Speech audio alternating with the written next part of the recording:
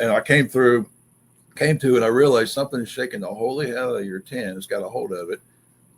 And my heart came up, and I was like, calm down, because I didn't want to have a heart attack, because I could feel my heart coming up. So I started breathing, calm down. What is this? It's got to be rational. Raccoon. At that time, we had no idea there was Bigfoots in Tennessee. Zero. Nah, I think a lot of people the same way back. We always thought they were up in Washington. That was like 2015, 2014 or something like that. Yeah, that was whenever he had this experience. Right. And average time. And so anyway, I prayed to God. I said, I don't know what it is, but if it's going to kill me, get me by the neck. I don't want to be dragged off in the woods. And I went back to sleep. Later on, I did find out from Scott that I could have actually went outside and smoked a cigarette with a Bigfoot. I was like, damn it. I'm still mad today. I want to go. I've still got that challenge in my life to sit down with a Bigfoot and roll him a smoke and say, here you go, buddy. But, Scott showed me that my dream about me chasing that boogeyman underneath the bed, it's the same concept with them. Go out there and face it. Whatever is fearing you, you have to face it. That's just how life is. Mm-hmm. It's the polarity of life that we all live in, the good and the bad. You live with it. Yeah. So face it so you can firewood back from resolve it. She was having she's had a lot of nervous breakdowns in her life. I got her lost behind the Berlin Wall. I've had to make her walking sticks to get her out of caves and walking sticks to get her off rafting. So she's had a very rough life with me, and so she's still around somehow. So I took her out there, and it's a 4-mile hike. Right, I get her out there, and it's getting dark and it's raining, and she's wet, and she knows we're not coming out of here tonight. I'm like, nope, you can't come out of here. It's impossible. You cannot hike. You can barely hike in during the day because of the terrain. And anyway, she was sitting on the other. She was starting to get a little happier because the fire and everything. I could see a little bit more color in her face. She was starting to come out of her panic again. She knew I didn't got her in trouble. And behind her, we heard knock, knock, and my eyes were like that, and her eyes looked at me, and we're like.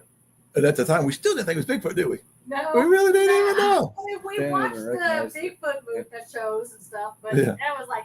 We're paying for Golden in Creek, Tennessee. Been doing it for years. And everybody's like, hey, don't go in Tennessee. And I'm like, just keep it that way. That's what you think. That's fine. We promise. Yeah, sure. There ain't no gold. Me and Matt's never found no gold in Tennessee. Never pulled it out before. Yeah, let's keep it to ourselves, man. Read Revelation 19. It talks about Scorpion King. That's who that was. That was the first time that he come across us. And it tells you in Revelation 19 that his wings sound. Is it 9 or 19? 9. Okay. 19? Anyway, they can look it up. Anyway, so, but his wings sound like horse's thunder. Yeah. And so, something like that. So I'm sitting on my little cot and I'm watching in front of my tent and I'm waiting for it to fold in on me because I'm like, I'm going to die. What? How did a herd of buffalo get out here, or the herd of whatever this cows or bulls?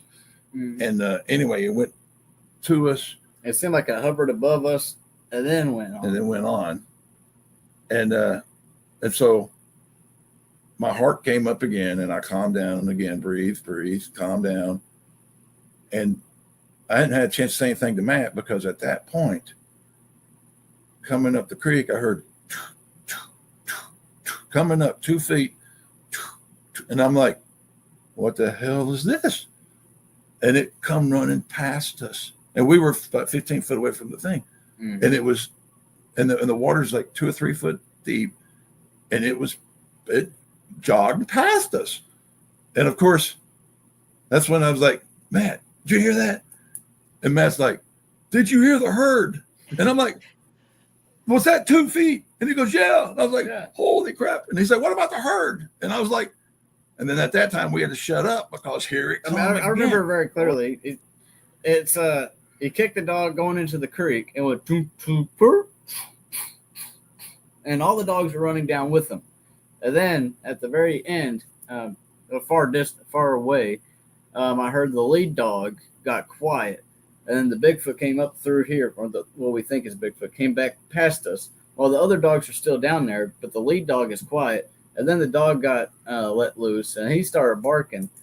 And then the other dogs recognized where the lead dog is, so then they finally caught up to each other by coming back together about where we're at, maybe a little bit more downstream where they got together. And then they went and lost the trail to the dragon. I was able to, with Scorpion King, I think it was just clarity, the way he came in. It was just like, the way he speaks to me was like, ye shall be this, or thy shall shit. I'm sorry. I hope not. I say that to myself all the time. Well, that's good. Sorry, Scorpion King. But he says ye and was thee talking a to George lot. one day, and he swam down into this cave. It's between Hawaii and Mexico, and he swam down, and he was like, "Dude, I found this cave, and I'm going up through it." But Matthew could actually feel the temperature, the cold water. He gets the chills. You're picking up on all of that. I kind of feel it just thinking of it now. I'm like, that's what that was about. And I was getting cold because how cold it was down there, and how the pressure was tight, so you actually feel it against the skin. So every once in a while, how deep he went. But they can let you feel. I know a lot of them have done that. They show you the feeling, so you can go straight up got into the bed, and I just had a white flash in my eyes. Like when I closed my eyes, I had a white flash pop and a snap in my head, like bam. Like, well, I guess CERN must have done something from what I can gather. So. Closed my eyes again and went to, I guess my astral body or something like that. But I went out. I was like, went and checked CERN in Switzerland, and recognized they were doing something there. And there was 2 others or 3 others that went off at the same time. And one was around here in America. One was around in Australia, and there was another one. Colliders. I think maybe in India for some reason. I'm saying now, but I don't remember what I said previously in the video that we did. I don't know, but anyway, there was 3 colliders going off. There was mainly 3 colliders that was going off, and I pulled the one that was successful into doing what they were achieving for was in Switzerland. That one, I pulled out the black goo that they created. Physically, they actually created this black goo. One thing, and the second thing is, I saw the black goo that I could grab spiritually out of there, the essence of that stuff, take it out of it, so nothing harmful could be done. Nothing that they've done right there can actually go into doing what they've willed to do, negatively. Do something. It will have to. How'd you distract them? Yeah, how did you get it? Oh, that was funny because I did not want them to connect to me spiritually, because it seems like CERN, they have a lot of dark workers there, and the only way to distract a dark worker is by putting them into darkness. That's what I saw in my head at the time. So what I did is flashed a big old light in that whole place that was a light of blackness is what it was. So it was like, it wasn't a blackout. I just shined a bright light of blackness. And they thought they'd done something. And they thought they'd done some spiritual thing at the time. So it was like, and they're all excited. Ooh, we did it. We called in. Yay! And I'm like, whatever they're doing. Whatever they're calling in. I'm like, well, and that's another thing. Satan can only get what's his. So he can't get good people. That's not his. Okay, so anyway, that's besides that. So I got the black goo. Well, I shined a black darkness light in there, and saw where the goo's at. Went and grabbed it, and I got out of it real quick. And they were like all joyful after I let off the black light, and they're like doing whatever the weird things they're trying to do with it. And then I went up to space, and I talked to mother guy at the time. Was like, "Is there anywhere that you want this black goo?" And she's like, "It won't do me any well, but I know there's someone out there up in space for you to talk to." So I went up there to the atmosphere area, and there was huge, one of God's dragons is what I connected to as what it is. Before God created the first thing God created. Off track. Oh, it's about the dragon. I'm like, one topic goes to another topic. I know you can't help it. I know we can't help it. Okay, but go ahead. So the dragon, what happened? So the big dragon. I'll keep it on track. Said, "Yes, I do got a group." I asked him, "Do you got something you want to do with this black goo?" And the dragon said, "Yes, I got plenty of places for that black goo that will work out great for where he sees it could lay out."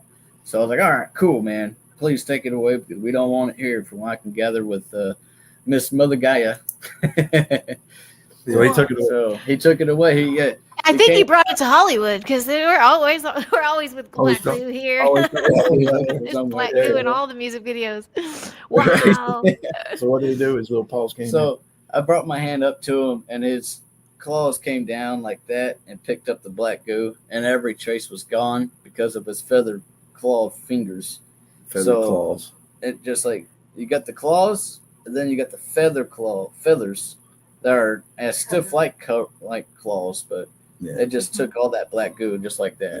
Yeah. I mean, these dragons are all feathered because they move planets with their tails. Their tails are so they're so fur that if they laid around you, you wouldn't even feel it because it's all feathers. Yeah, it's all feathers and fur. Yeah, they align this. They align all that stuff. Yeah, the tails are. They're the energy workers. That's keeps on saying, yeah, that's why they're the energy workers. They don't damage nothing on the planets that they pull around, and also they're kind of magnetic too. So that the magnetic field of Earth, the dragon's able to connect to that magnetic field and be able to drag it with its tail too, without actually gripping down, but a way to pull it around. Mm. Yeah, that showed me stories that are both entertaining, but got good points, right? I love it. Yeah, tell her about. Well, I'm going to tell you this one. He is the Galactic Federation. You know, he was going to these meetings, but he didn't really want to go. And he was kind of like, I don't really see the point of it. And he was coming and going, and he's dragging every day. And I'm like, dude, stop spending your nights working. We got things to do during the day. Stop saving the Earth. Stop saving the world. Yeah. We got to change a flat tire today. But we got important things to do. Anyway, what I thought was really cool was when he was up there. Well, I guess it was the last times. I don't even know, but the first time ever going to a Galactic Federation. One of his dragon buddies came over, and his head goes by the windows, and they're all "Oh, okay." So they all kind of gave you a what in the world? What the heck is going on with this one? Yes. And then you, Matt, were just like, "What's up?" Yeah, what's up, man? That's my buddy, man. That's my buddy. My favorite. Hell yeah. He's my. Hey, I was not going to go to a Galactic Federation without some protection. Of course. Going in my way. Yeah, I'm not trusting some of those characters now either myself. So you got to always have protection. Exactly. If Scott the Bigfoot could be beside me, I'll be good. At least I got him. Scorpion King there. I'm good. Nice. A few weeks ago, he was telling us about he spent a whole life on water one time. One of his lives. My past life. I was like a pirate. Matt's your life. Okay, your past life. Yeah. And over time, he's pieces of it were coming back, and he was telling us. And there's a whole lot of comedy there. There's a whole lot of insane stuff. My attitude's still the same. He had an octopus. He had an octopus that is like out in space, and he had his dream, and this is recent. He almost started to give the octopus a hug, but he ran. And he forgot. At the meeting, the Galactic Federation meeting. You said he was in the back row. Oh, yeah, at the Galactic Federation meeting with the octopus, he was in the very back row to the left, I guess, and he was just like sitting there, like he won't even look my way. While the Galactic Federation people were like tripping over the big dragon that's coming through. It would crawl up on him, buddy. If he went to shore, it would crawl up on him and it would tap him if something he needed to look. I mean, it was his buddy. It was an octopus. And what happened on his last voyage, he used to drop his anchor all the way down. He'd be right in the middle of the ocean, and they would just, whenever he hit shore, he would know he's close to shore. Well, what happened was you'll feel it. He got yanked, couple bites. Something had his anchor, and it was big. And at that point, I think the octopus knew, and so he like told you, drink up, buddy. He had some rum. Finish that rum, buddy. This is it. And anyway, that ain't ground, boys. Pretty much what he was telling me. That ain't ground, boys. Whoa. So what he does is he drank up, and he said, when it pulled you down, you were going down, and my buddy octopus. Octopus. I went and chugged. Whenever the octopus tells me to drink, I drink. That was my automatic thing I do. Whenever the octopus always told me to drink, that's what I do. That's what I did with my friends. I always goofed off, and that's what. That's one of my drunken thing I did back for that previous He liked life. his rum. Yeah, I was all about that rum. All about that rum. Rum's pretty darn good. Yeah. Especially when you're on the sea. All about that rum. So when he pulled you down, who pulled you down? Well, the octopus, there was like the Kraken that was pulling the boat down and wanted me or something like that. But my octopus was like, well, you ain't going to have him alive. So my octopus at that time, he was huge. He used to bend my tailing of my boat. He used to ride on the back and just kind of like help push the boat along on no wind days just for the fun. Nice. He was kind of big, so at the time. And whenever the ship went down, he had me jump off instead. So I was like, okay, fine, I'll jump too. And that's whenever the octopus, he brought me down the water. He told me pretty much to hold my breath, or I just felt the sense to just hold my breath for as long as I can. So the octopus drug me down as fast as he can, straight down to the depths of the waters as fast as possible. And then instead of me dying of drowning, I died from compression. Oh. I was thinking, I was like, how far down did you go? You're going to combust. Wow. Ain't that amazing story? I mean, he's told us pieces and parts as it comes back, and it's like, but he wouldn't go to land. Maybe stay on the dock. You didn't. Yeah, I never landed. I never landed on land. I always stayed on water. We were those round legs. We were at Myrtle Beach when he was like 2 years old and lost him, and he went down 2 miles. And he just told me this past year that, oh, yeah, I was just going to look for my ship and my octopus. See that recall. Childhood whenever recall. I landed on land, I would, go on the beach. The only time whenever I get on the beach, I'd walk the whole island around, see how big the island was. And that's what I was doing, was walking the island. For some reason, I had a past memory that I was like, yeah. Okay, I'm on land, so I'm going to go look for my boat. Where's it at? Or go all the way around this island. So keep on walking around. It's pretty amazing. I'll eventually get around. I love that. The government labs drop like mutants out of helicopters, some of their experiments, and they break arms and legs. So she saw all that in that reading. And so there's a lot of things, Middle Tennessee, that are a lot more than just Bigfoot. So as far as, running into the it or a lot of these things out there, there's no telling how much, because from her reading, the thing that was on the tree that night above us didn't have legs. It just had arms. That's why I didn't come down. It was shaking the tree.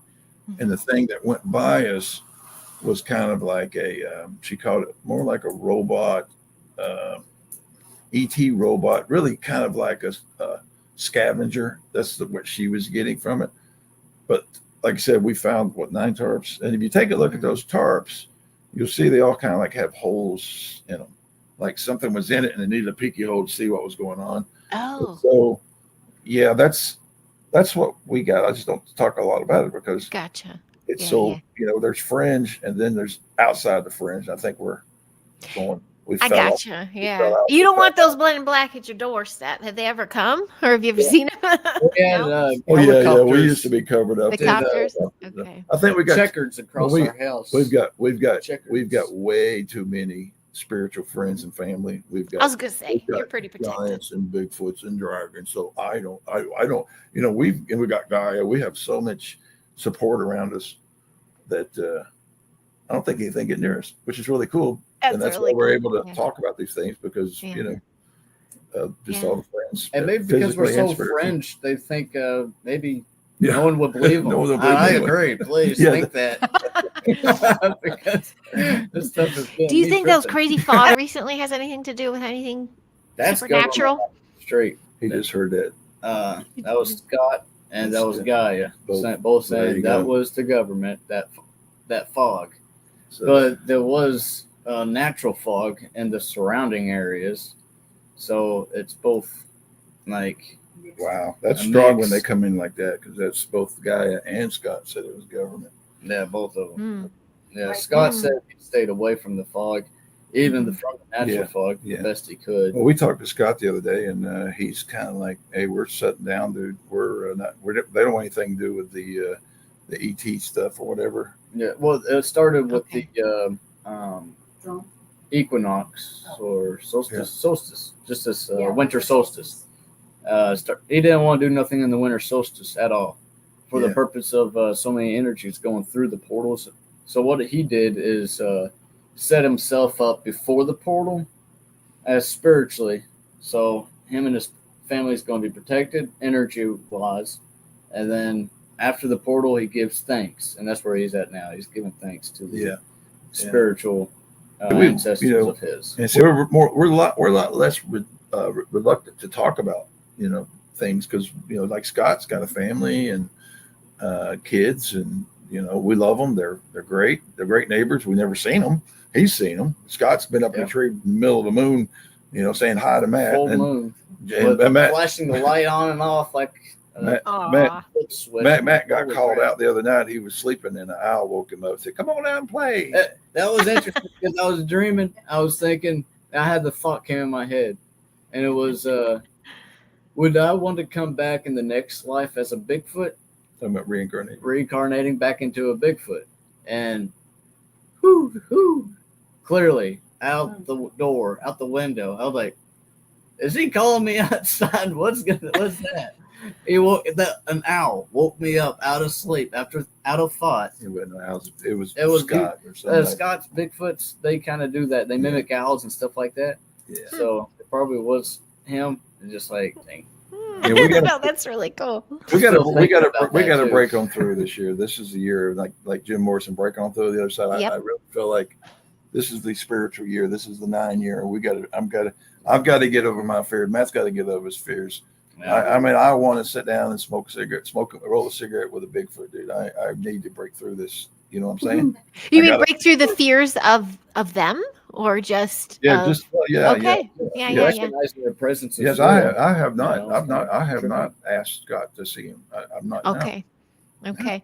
I have heard that, and I have had that experience when you call upon it and say, "I'm ready." There's some sort of, well, here you go. How are you gonna handle it? And I ran away twice from it.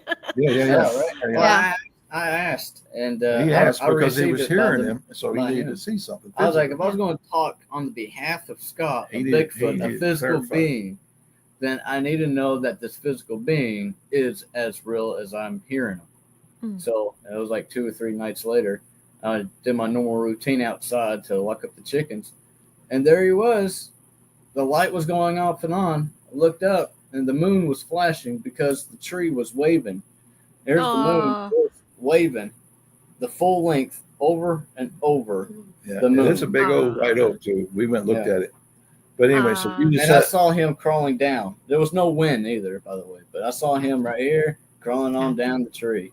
And so at that time, you said, "I'm going back." After 7 times of it, after maybe 10 times of it waving, and you said, "I'm going back in the house." And I said, "I'm going back in the house, and I ain't got nothing to do with this." Did you feel anything? Were your spidey senses or your hair raising up on your neck? Or does that happen? That was there was no fear, just besides recognizing that what that's about is real. Yeah. It's like that's an actual thing that's going on. Real, right? That means if I can talk telepathy with a Bigfoot, that means I can talk telepathy with other people around. So it's like exactly tripping me up a little bit. Yeah. Just having the concept of having that is kind of like, I don't understand it very well. I get it. Yeah, it's special, and you still want to protect yourselves, but it sounds like you have a good team in place. So, if you start branching out a little more, then you just ask for that protection. Well, that's the biggest thing that I've really learned is we all get by with a little help from our friends. Never forget your spiritual tribe, family, friends, spiritual, Jesus, all of them, Archangel Michael, your grandma, everybody on the other side, and never forget you got physical people on this side too. And so you always got to remember that, because a lot of people, I think that's the most powerful thing. If you're the more you realize there's a spirit world and there's spirits and good and bad, the more you're going to need friends. Because we all need, like I said, that song is always, we always get by with help. From what I see from my mother guy is that even if you had like a bad mom or a bad dad and they passed away, they they might be your number one help on the other side, because when they get to the other side, they will have to face themselves. And if they could get past recognizing what has been done to them and see what's going on with their child, then they might be able to make the connection of like, okay, I got to help this child out the best I can. So even if you did had a bad mom or father or grandparents or however, there is always someone on the other side that's there to help you out the best they can. Oh, that screams loud to me. That's how I found my giant, because I married a giant. And he came around soon after my dad passed. And like very soon after, when I was maybe a month after he passed, I was on my knees, crying like I was not in a good place as a single mom and just asking for help. And then the way our encounters happen, it's one of those, you can't make this story up. No. And it was a big old wink. And then, friends who can see deeper, like, your dad said he was sorry he couldn't help you a lot in the last years, but he's there to help you now. And I'm like, oh, he sure did. He sent me a giant. I can't remember where I first saw you. I don't know if it might have been on Midwest. I can't remember. But I was like, who is this crazy California girl trying to be a truther? What is this about? California look at person this here. stuff. And I'm like, no one out of California knows the truth, man. So, we nice weather out there. I always watch her with one eye open, one eye closed. Going, what is she doing? What is she doing? And over time, I'm like, I kind of like Heidi. She's bringing it out. She's the new Popp. She's new Popp. I'm like, she's I appreciate you, because I appreciate. Thank you. Well, I have Midwest blood. I got Midwest blood, my Midwest roots. Yeah. I'm more Chicago than not. And I had a grandpa that used to say he's part Cherokee, but none of the family believed him. But I did. I told my class I am. Trees yell at him. We come out of a restaurant the other day, or a month ago, 2 months ago, couple months, and a tree across the parking lot said, "Hey, come here." Check me out, man. Check me out. And it was a Jupiter tree. A juniper tree. We'd never seen a juniper tree. But anyway, this tree called him, and we're going over there going, "Oh, this is really cool." We're standing out in the parking lot. It's like a cedar and a pine tree mix. We're definitely the idiots in the city, because we're all look at this. Look at this tree. This is a cool tree, man. And he's talking to her. Well, yeah, you're nice. And I'm like, people are going to call the law on us, but we got to get out of here. Okay. Oh, I love it. And that was when you were a child, right, Matt? You started talking about the tree. This was just recent. A couple weeks ago. Not this instant, but the tree connection you found out when you were young. He talked to Mary Magdalene. Mary Magdalene. Yeah, He's talked to her, and she's told us the truth. She was not a prostitute. She had bad husbands. And the Romans raped all the literature, including the Romans all are books. The rapists of the literature. And so, I believe it. Yeah, those are her words. Yeah, that was her words. Right. Aww. Yeah, Jay's telling me Jim should mention Sasquatch in the Bible. Have you seen Sasquatch in the Bible? Yeah. Genesis 25. Oh, there you go. Genesis 25 says, and he was born, and he was hairy, and he was red. Esau and Jacob. He was fully, 25 is right there. I didn't know that. Jacob put on hair on his arms so he could take the inheritance of his brother. Yeah, you remember the story? Which was hairy. Cain was hairy. Cain was supposed to be hairy. Abel was not. Abel was not. And then that's right. Esau and Jacob. Esau was hairy. That's where you get into this. That's where you get into the thing. He stole the inheritance for a cup of soup. Did the Bigfoots give it away? I don't really want the cities. I'm going in the woods. I mean, there's a lot there to unpack in your mind that I'm still trying to figure out. There's so much. I think we're going to start migrating to you. We got a place here. Me and Tina used to come out to LA every Saturday, Sunday. Something like that. And, we would be up in. We were truck drivers for a while, so we would pick up a load out of FedEx down in LA, so I was like, man, if we hadn't been, we did that for about a year or two, wow. But we was in the Bay Area every week. Wow, that's a big drive. Yeah. Moss Landing. Yeah, we spent a lot of time at Moss Landing. Okay. My giant's a driver too. He loves he's just peaceful. He likes the quiet, peaceful of it. Yeah. That's how we started listening to all the psychos on. All right, it's the best time. Yeah, coast to coast. Yep. Yeah, he might get into long shot trucking or long long. What's it called? Hot shot trucking. I think. Yeah. We became team. We mastered that stuff. We had dedicated route to Cali. Nice. We were killing it. We killed it. We're professionals. We were Air Force, so Sweet. I threw her into a truck one day and she says, she got home. She goes, I don't know if I can do this. I said, you don't think God can help you?